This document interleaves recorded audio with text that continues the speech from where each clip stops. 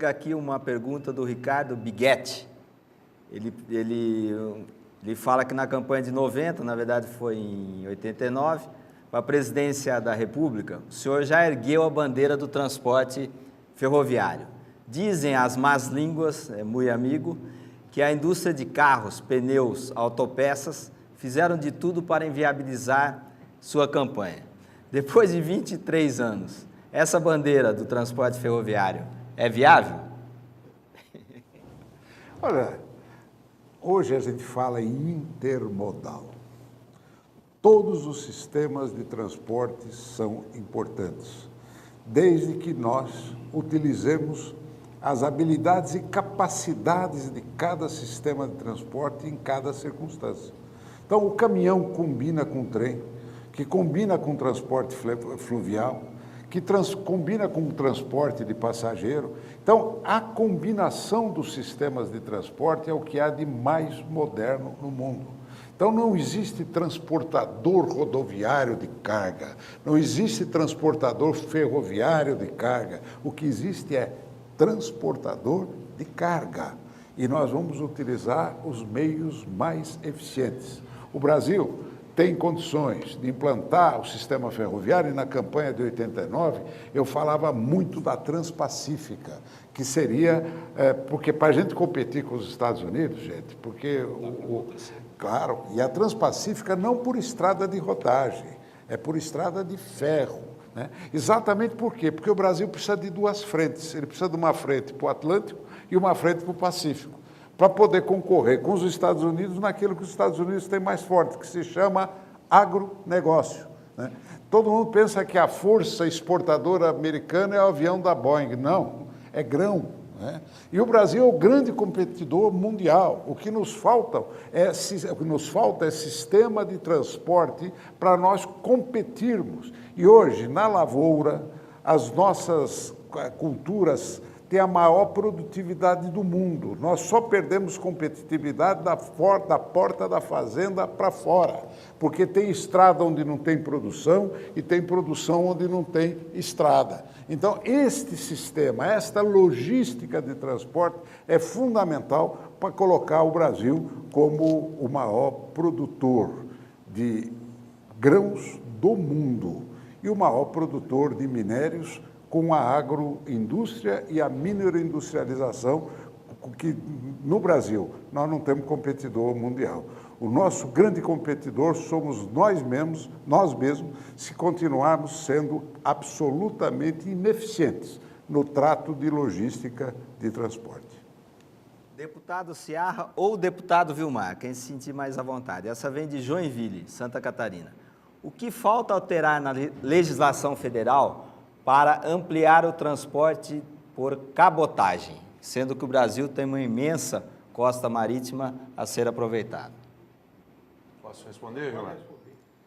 Esta é, sem dúvida nenhuma, o Vilmar está lá em Goiás, está longe do mar, né? Então, respondo eu pelo Paraná. Sem dúvida nenhuma, hoje os custos da navegação de cabotagem no Brasil são uma das coisas mais gritantes que existe e que, sem dúvida nenhuma, atrasam também a resolução do problema do transporte marítimo. Hoje nós temos, pelos custos de cabotagem, a seguinte relação. Chega mais barato um trigo da Argentina em Fortaleza, para atender os moinhos do Ceará, do que um trigo que eventualmente sai de Paranaguá para a Bahia, por exemplo, ou qualquer outro porto brasileiro. Então, a legislação de cabotagem está sendo modernizada nesse momento, o próprio governo federal está trabalhando para que isso aconteça. É um debate que interessa muito ao agronegócio brasileiro, mas não só ao agronegócio. É um investimento que precisa ser feito, não é expressivo, é sim uma mudança na legislação e nas práticas do próprio executivo com relação a essa matéria. Se tivessem todas, dava 100%. Há um certo equilíbrio aí, né? Mas a ferrovia Ganhou. porque ela está no coração do brasileiro. O brasileiro é saudosista sobre ferrovia.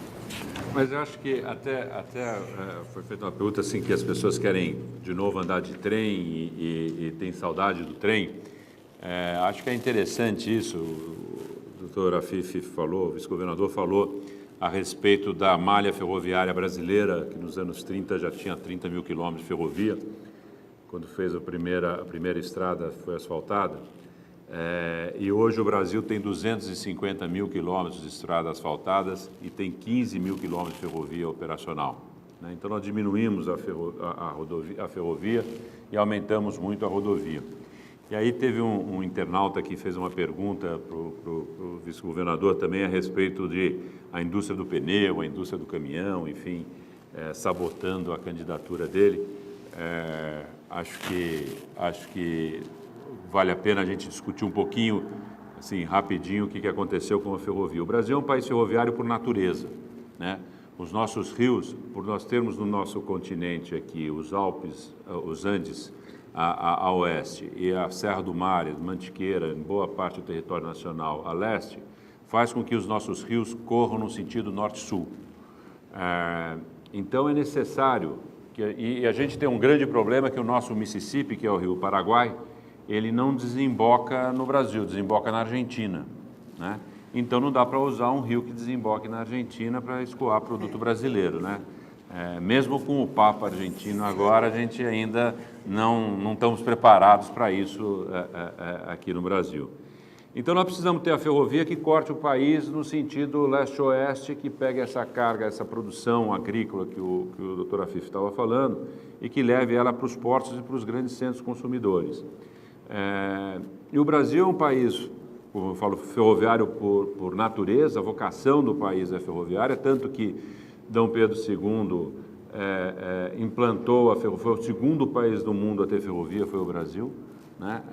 Num esforço já de PPP do governo do Império, do Segundo Império, o investidor, o Barão de Mauá e os outros investidores, eles investiam em ferrovia e o governo garantia uma rentabilidade mínima para os seus investimentos em ferrovia, já estou falando em 1850, e foi por causa disso que se implantou uma malha ferroviária enorme no país. E essa malha ferroviária, ela foi crescente. Para os senhores terem uma ideia, nos anos 60, o Brasil tinha 60 milhões de habitantes e eram transportados por ano 100 milhões de passageiros por ano, 100 milhões de passageiros por ano. 10 milhões só entre Rio de Janeiro e São Paulo. Hoje a ponte aérea transporta 4,5 milhões de passageiros por ano. Quer dizer, então, e o que aconteceu com a ferrovia? Que tem muita gente que acha que o que aconteceu com a ferrovia é que logo depois da guerra nós mudamos a política de transporte brasileira. Nós tínhamos uma política de transporte que era coletiva e pública, privilegiando o transporte ferroviário, desde a época do Império, e passamos a ter uma política privada e individual, né? Era resultado do American Way of Life, né? Nós recebemos o financiamento para construir uma usina siderúrgica, ganhamos de presente uma usina siderúrgica, que na verdade era para fabricar aço, para vender carro, para depois vir instalar aqui as indústrias americanas que fabricavam carro, e mudamos essa política de transporte. Ainda bem que o Brasil investiu em estradas e rodovias e nós conseguimos interiorizar esse país e hoje estamos aí, há poucos anos atrás, quando a gente falava Bauru era o fim do mundo, né? Era onde acabava o Brasil. E hoje o Brasil é um país continental que atravessa essa grande região do Cerrado, da produção do Cerrado, graças ao caminhão. E também instalamos aqui uma indústria aeroespacial de primeiríssima linha, graças a essa política que nós temos a Embraer aqui, que é um orgulho para todos os brasileiros pela competência da Embraer. O que nós não devíamos ter feito é sucateado a ferrovia, né? Isso foi uma coisa que nós fizemos muito errada e que agora estamos recuperando com esses projetos de PPP que nós estamos instalando no Brasil. Bom, infelizmente estamos chegando aqui ao final do nosso seminário de hoje, interessantíssimo, com muitas possibilidades de investimento no Brasil, capitais internacionais disponíveis e uma legislação que tem se aprimorado. Sorteados que ganharam o exemplar do nosso livro Em Busca da Melhor Cidade: Rogério Rocha, Goiânia, Wendel Medeiros, do Rio de Janeiro, e Marcos Botcher, de Joinville, Santa Catarina. Uma rodada final de perguntas. Eu peço que cada um seja bastante breve, pois já estamos estourando o nosso tempo. O que é imprescindível que o PSD coloque no seu capítulo de infraestrutura de seu programa partidário? Vou começar com o deputado Vilmar Rocha. Bem, primeiro, o partido aqui, pela presença de nós todos aqui, faz uma opção política pelo modelo de PPPs, de concessão, de parcerias com o setor privado. Isso é uma opção política forte, né? E nós temos que persistir nessa meta. Às vezes vão devagar, mas de forma mais sustentável, né? Mesmo atrasados, os projetos PPP começam a se desenvolver em vários estados brasileiros e nós devemos manter o discurso e a meta de usar a modelagem das PPPs e das concessões para enfrentar a questão da infraestrutura no Brasil. Eu não vejo outra alternativa viável a curto e a médio prazo, a não ser esta. Então, acho que, assim, melhorar a legislação, aperfeiçoar a legislação, criar uma ideia central, eu não digo um consenso, mas uma maioria, vencer esses obstáculos de natureza cultural ou corporativa que você falou, que ainda está muito impregnada em nós, uma certa reação a esse tipo de parceria, é uma coisa cultural, vencer isto, mas caminhar nessa direção. A gente, quando está no rumo certo, pode um pouco mais devagar, mas a gente chega lá. Então, eu acho que o partido deve conceitualmente sustentar, politicamente, legislativamente, esta ideia das PPPs, essa modelagem das parcerias com o setor privado. Nosso líder do PSD na Câmara Federal, deputado Eduardo Seara, por favor. Já agradecendo a oportunidade de participar desse nosso seminário, eu deixo duas sugestões.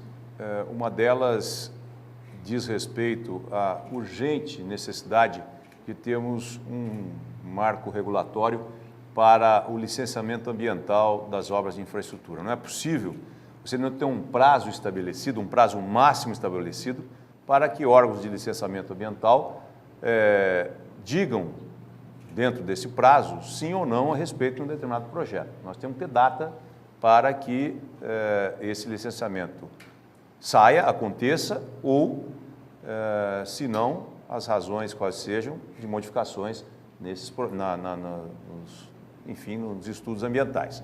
Hoje não existe prazo definido e tem prejudicado muito esses investimentos. Do ponto de vista prático, a gente deixa esta mensagem, o estabelecimento de um marco regulatório para o licenciamento ambiental das obras de infraestrutura.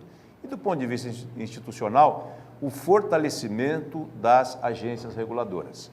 Ao longo desses últimos 10 anos, houve tentativa de tirar a autonomia das agências reguladoras. É fundamental que as agências reguladoras tenham autonomia e independência para poder justamente fazer este papel de interface entre consumidores, entre o governo e entre os agentes privados que são, enfim, operadores dessas concessões. Doutor Guilherme Quintela, suas considerações finais e uma opinião sobre como o PSD deve se conduzir nessa questão. Bom, eu aqui na mesa, aqui com tantos políticos competentes como tem aqui, eu fico um pouco constrangido de dar uma opinião, como é que o partido deveria agir com relação ao PPP, já que temos aqui pessoas com bastante experiência nessa área política. Mas eu acho que uma coisa que é importante, primeiro é esse tipo de debate que nós estamos tendo. É a primeira vez que eu participo de um debate desse, fico muito satisfeito, eu acho que é importante a gente ir para frente do ouvinte, do eleitor e falar abertamente, sem vergonha, sobre o PPP, né? Sobre as parcerias público-privadas.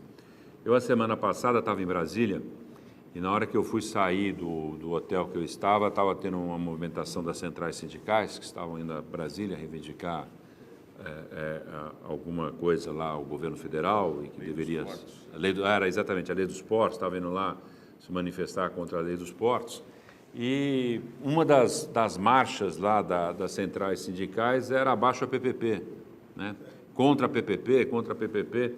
Então, no fundo, já existe uma utilização como se a PPP fosse uma grande vilã ou grande responsável ou que não pudesse ter a oportunidade de gerar benefícios, como o doutor Afif acabou de falar agora, da Via 4 ou de outras empresas que estão implantadas no Brasil graças a esse modelo de concessão. Então, acho que uma coisa que é muito importante é esse papel de não ter vergonha da PPP, pelo contrário, acho que a PPP é uma solução para os brasileiros, não é uma solução para ninguém que não seja para a população brasileira. Tem que ser regulada, tem que ser regulamentada e tem que ser fiscalizada. Mas eu acho que esse tipo de debate aqui é fundamental para que a gente alcance os objetivos que o Brasil precisa e que merece, que o Brasil precisa e que merece. Doutor Afif, suas considerações finais, por favor.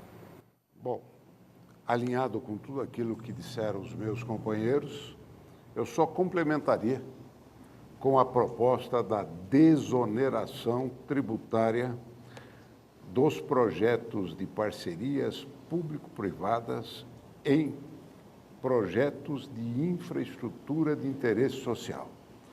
Vamos pegar como exemplo o saneamento, que pagaria 30% de tributos para se fazer saneamento. É isso mesmo. Quando, na verdade, deveria ser o contrário, né? Usar desonerando tudo, porque saneamento é fundamental como infraestrutura básica para o desenvolvimento social. Isso é saúde. Então, eu estou dando um exemplo mais extremo para mostrar que agora, ao invés de desonerarmos geladeira, televisão, automóvel, vamos desonerar os investimentos de infraestrutura de interesse social. Nós vamos dar uma arrancada para o Brasil e o que precisam as lideranças sindicais entenderem que projetos de PPP com investimento significam muito mais empregos e geração de renda. É isso que precisa ficar muito claro. Chega de proteger corporações, interesses ou privilégios. Nós temos que atender a demanda e as necessidades da população. Com isso, nós terminamos aqui o nosso 5º seminário da série Desatando os Nós que Atrasam o Brasil. Gostaria de agradecer ao deputado Vilmar Rocha, presidente Guilherme Afif, deputado Líder Seara, empresário Guilherme Quintela, a participação que nos deu muita luz sobre essa questão do investimento em infraestrutura. Gostaria de agradecer a plateia aqui presente, a nossa equipe de transmissão, os diretórios do partido que se reuniram para discutir sobre esse debate que aconteceu hoje e as pessoas que acompanharam de todo o Brasil. Nossa próxima reunião será sobre o imposto na nota, uma iniciativa do PSD, e até a próxima, se Deus quiser.